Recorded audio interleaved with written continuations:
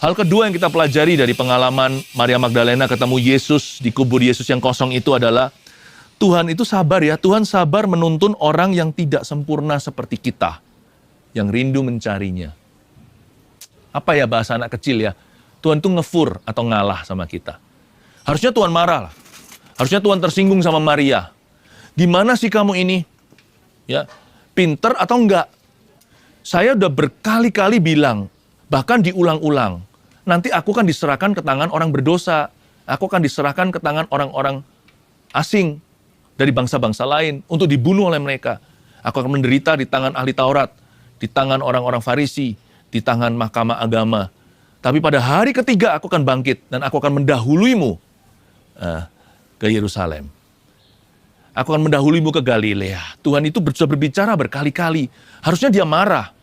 Sebagai guru kan merasa gagal. Ini muridnya diajari matematika 1 tambah 1 masih 5. Sampai kapan? Makanya Tuhan pernah mengeluh tentang murid-muridnya. Karena mereka rasul dulu. Jadi sepatutnya Tuhan pasti menuntut lebih kepada orang yang diberi lebih, ya kan? Tuhan berkata, sampai kapan aku harus tinggal bersama dengan angkatan yang kurang percaya? Hai kamu yang degil hatinya. Harusnya Tuhan itu tersinggung. Berarti selama ini apapun yang kuajarkan percuma dong. Semuanya sia-sia. Sampai lelah lu, sampai dehidrasi, harus minum air putih. Itu pun kamu belum ngerti-ngerti. Enggak tuh. Tuhan kirim 2 malaikat servis khusus untuk menjemput mereka-mereka itu yang tersesat dalam hadirat Allah. Tapi untung masih dalam hadirat Tuhan. Karena Maria Magdalena dan semua yang lain ini tidak kecewa atau meninggalkan Yesus. Mereka hanya tidak tahu bagaimana berharap. Tuhan itu selalu utus. Ada orang-orang dalam kehidupan kita, meskipun mereka bukan malaikat beneran, tapi malaikat tanpa sayap, yaitu saudara-saudara seiman yang diutus untuk menjemput orang-orang yang tidak menemukan jalan dalam kehidupan. Padahal jalan Tuhan ada di depan, hanya karena hati mereka itu belum pas sama Yesus. Ada orang-orang yang Tuhan utus untuk bicara dalam hidupmu, ayo layani Tuhan. Itu juga dari Tuhan. Ketika Anda mau membenci, tiba-tiba Tuhan kirim Anda seorang malaikat di sisi kiri, dan berkata, ampuni. Itu juga dari Tuhan. Tuhan itu punya ada cara untuk menuntun orang berdosa di jalan yang benar. Untuk menuntun orang rendah hati di jalan-jalannya yang lebih tinggi. Tuhan itu punya aja hamba-hambanya. Tidak kekurangan hamba-hamba untuk diutusnya ke dalam hidup kita. Agar kita jangan kecele di dalam rencana Bapa yang ajaib. Tuhan sabar menuntun orang nggak sempurna seperti kita, seperti Maria Magdalena, seperti murid-muridnya, seperti Petrus, Yohanes, Yakobus, dan kawan-kawannya. Tuhan punya aja cara. Sebab Tuhan itu sabar menuntun orang-orang yang tidak sempurna seperti Anda dan saya. Yaitu orang-orang yang rindu mencarinya namun tidak ketemu. Orang-orang yang ingin menang, tetapi tidak tahu bagaimana caranya. Tuhan pasti akan tunjukkan jalan. Katakan amin. Puji Tuhan. Yang ketiga, dari pengalaman Maria Magdalena ini, mata boleh gagal, telinga jangan sampai gagal. Karena iman kita itu timbul dari pendengaran, bukan dari penglihatan. The eyes may fail us, but your ears must not fail you. Sekali lagi, mata kita itu boleh gagal. Aku belum lihat mana Tuhan. Tapi telinga kita itu harus mendengar firman Tuhan. Percaya sekalipun Anda belum melihatnya. Yakin dulu sebelum Anda alami. Sebab iman kita bukan timbul dari penglihatan. Lihat dulu baru percaya. Iman kita timbul dari pendengaran. Dengar dulu lalu renungkan. Dari situ akan timbul iman. Dari cerita ini, mau bicara apa-apa, mau malaikat di depan mata, Maria masih belum bisa melihatnya. Sampai Yesus sendiri loh, anak Allah, kurang-kurang apa? Ya Kristus yang dibangkitkan, udah berdiri persis di depan. Coba bayangin, hello, kayak gitu. Tuhan tuh seperti, kalau saya jadi Tuhan, pasti saya akan begini di depan wajahnya. Hello, this is me, ini aku, masa belum ngerti-ngerti sih? Ini saya. Kalau perlu, kasih lampu sorot ke wajahnya. Ini loh aku, masa kamu nggak kenal? Bolak-balik berkali-kali kadang-kadang kalau kita ketemu di mall misalnya sama seorang yang kita kenali tapi belum mengenali kita beri dia suatu kuis tebak-tebakan. Ayo, kamu ingat nggak sama aku? Wah, yang lupa jadi sungkan. Ya kan? Ayo ingat lah, masa nggak ingat? Itu loh, kita dulu sama-sama sebangku di sekolah. Atau kita pernah ketemu di mana. Ya. Nah, Tuhan Yesus juga waktu itu pasti merasa ingin untuk dikenali. Tetapi Maria tidak kenal-kenal juga. Tapi Tuhan tahu, Tuhan yang menciptakan panca indera mengerti bahwa iman itu selalu timbulnya dari pendengaran. Karena itu Yesus berkata, Mary. Waktu dia mendengar itu langsung menyahut, Rabuni. Tadi loh dramanya panjang, malaikat, Yesus sendiri datang, Yesus sendiri berdiri di depannya, tetap tidak mengenali. Tapi sekali Yesus bersuara, Maria, langsung segalanya berubah. Dari sini kita tahu bahwa kerajaan sorga itu sangat audio, lebih daripada visual. Karena itu kalau Anda percaya sekarang waktu firman ini diberitakan, sesuatu akan terjadi di hidupmu. Ketika Anda yakin saat mendengarkan firman, mujizat pun terjadi. Orang berdosa pun dosanya diampuni dan diselamatkan. Karena itu firman Tuhan berkata, bukan sekedar demonstrasikan, pergi beritakan. Beritakan Injil kepada segala makhluk. Dari sini sekarang, saya beritakan Injil kepada seluruh keluarga saat teduh. Ayo, 1, 2, 3, 1, 2, 3. Pelajaran apa yang berharga dari kubur Yesus di Israel? Yang pertama, ketika hati belum percaya, akan ada selaput rohani yang menutupi mata kita. 2, Tuhan sabar menuntun orang tidak sempurna seperti kita yang rindu mencarinya. Gak apa-apa being imperfect atau tidak sempurna. Jesus loves you. He will help you. Yesus cinta padamu.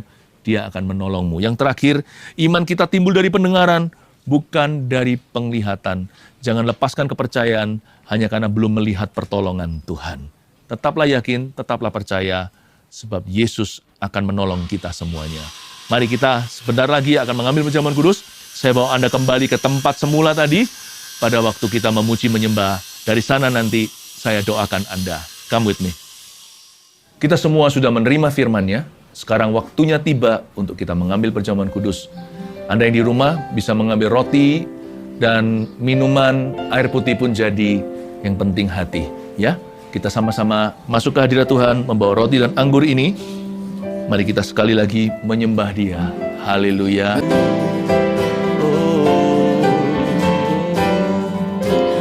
Meskipun tak kulihat lambung yang tertikam, meskipun tak kulihat darah yang mengalir, meskipun tak kulihat kuburnya yang kosong, namun ku percaya Yesus juru selamatku.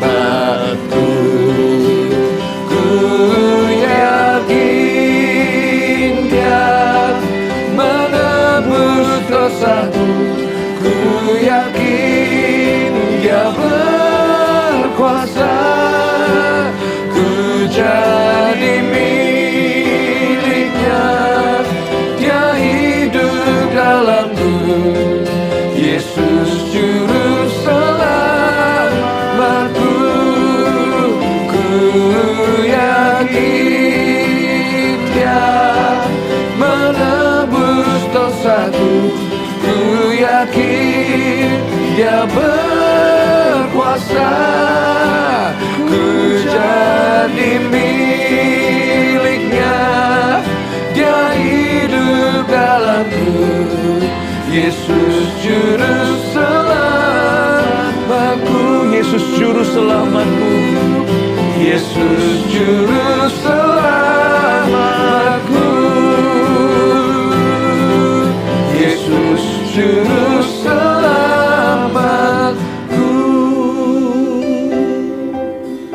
Mari kita angkat roti bersama-sama. Pada hari itu Tuhan mengangkat roti bersama murid-muridnya. Dan Dia berkata, inilah tubuhku, ambillah ini, makanlah untuk mengenang perbuatanku. Mari kita makan bersama dan pecahkannya. Dalam nama Yesus.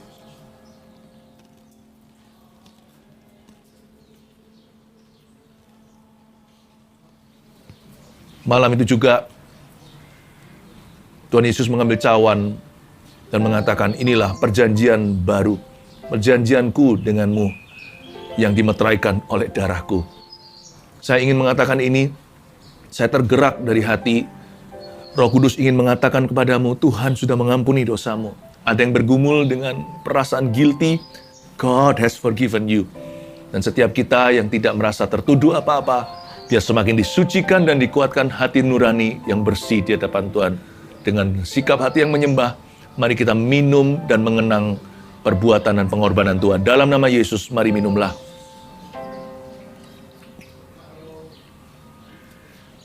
Haleluya. Ku yakin Dia menebus dosa. Ku yakin Dia berkuasa menjadi miliknya. Dia hidup dalamku, Yesus Juru Selamatku. Mari kita ulurkan tangan ke depan. Biarkan Tuhan izinkan kami merasakan beban-beban keluarga saat teduh dan live chat yang sudah masuk juga. Langsung aja beritahu kepada kami apa yang Anda butuhkan agar didoakan. Kita berdoa bersama-sama di hadapan Yesus. Ada satu orang yang tulang punggungnya patah dan remuk.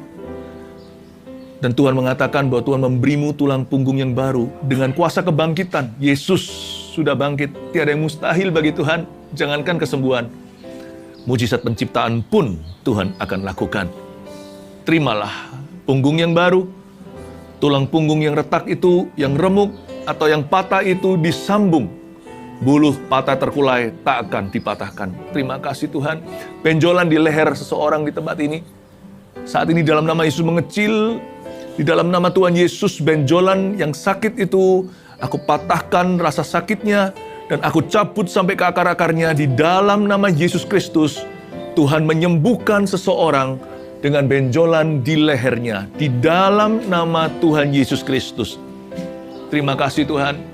Tuhan sembuhkan setiap yang sakit. Sebab firman-Mu mengatakan, Engkau bukan saja memikul dosa kami, tapi sakit penyakit kami di atas kayu salib itu. Engkau sudah bangkit. Maut sudah dikalahkan. Kuasa sakit penyakit pun telah dipatahkan. Terima kasih Tuhan, terpujilah nama-Mu. Mari angkat tangan dari tempat ini, biarkan berkat Tuhan mengalir ke rumah dan setiap keluarga Anda. Keluarga Saat Teduh yang kami sangat sayangi dan cintai, terimalah berkat dari Allah Bapa, Allah Putra yang bangkit, Allah Roh Kudus kuasa kebangkitan itu. Di dalam nama Yesus Kristus. Haleluya. Amin.